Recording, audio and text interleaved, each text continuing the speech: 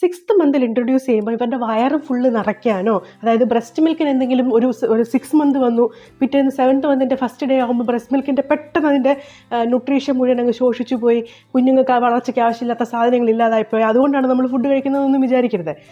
നമ്മൾ ഫുഡ് കൊടുത്ത് ഫുഡ് കുഞ്ഞുങ്ങൾക്ക് പരിചിതമാവാൻ വേണ്ടി, ടെക്സ്ചറൊക്കെ പരിചിതമാവാനും ചവച്ച് കഴിക്കണമെന്ന് മനസ്സിലാക്കാനും, നമ്മൾ ഇങ്ങനെയുള്ള ഫുഡാണ് ഇനി കഴിക്കേണ്ടത് കുഞ്ഞുങ്ങൾ തിരിച്ചറിയാനും ഒക്കെ ഉള്ളൊരു കാലമാണ് 6 months to 1 year.